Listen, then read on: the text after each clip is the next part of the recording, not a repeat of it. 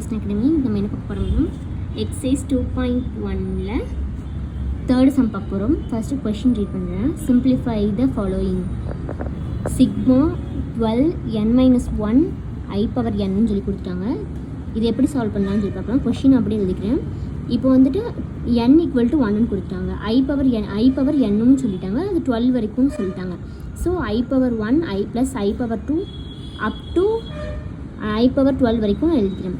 இதை நம்ம எப்படி எழுதலாம்னா 3 டைம்ஸ் 4 + 4 + 4 வந்துட்டு நமக்கு 12 கிடைக்கும். So i/1 + i/2 + i/3 + i/4 4 வரைக்கும் நமக்கு வேல்யூ தெரியும். ஸோ ஈஸியாக நம்ம சப்ஸ்டியூட் பண்ணிக்கலான்றனால நான் 4 வரைக்கும் எடுத்திருக்கேன். அதுக்கப்புறம் என்ன பண்ணுறோன்னா ப்ளஸ் i/5 தனித்தனியாக 3 டைம்ஸ் எப்படி ஸ்ப்ளிட் பண்ணி எழுதிக்கலாம்.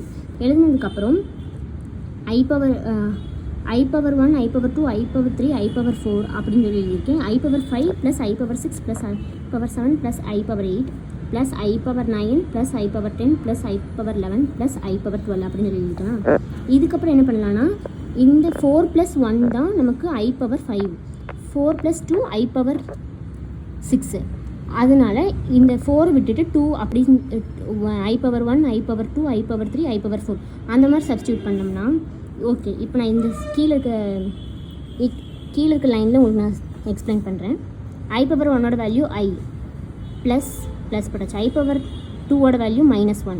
இங்கே மறுபடியும் ப்ளஸ் இருக்குது, ப்ளஸ் போட்டாச்சு. i/3 -i ப்ளஸ் இருக்குது i/4 +1. ஸோ அதனால் போட்டாச்சு.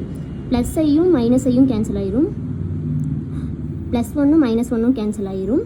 அதுக்கப்புறம் இந்த ப்ளஸ் அப்படி போட்டுக்கிறோம். 4 + 1 தான் நமக்கு 5 கிடைக்கும். அதனால் இந்த 4க்கு பதிலாக i/1 i/2 i/3 i/4 plus i/1 i/2 i/3 i/4 அப்படின்னு சொல்லிட்டு 4 காமனாக வெளியே எடுத்துகிட்டு இந்த மாதிரி நம்ம சப்ஸ்டியூட் பண்ணிப்போம். அதுக்கப்புறம் இதில் கேன்சல் பண்ணுறோம்னா நமக்கு 0 இருக்கும். இதோட வேல்யூவும் இதே இங்கே வந்து வேல்யூ தான் இங்கேயும் இருக்கும்.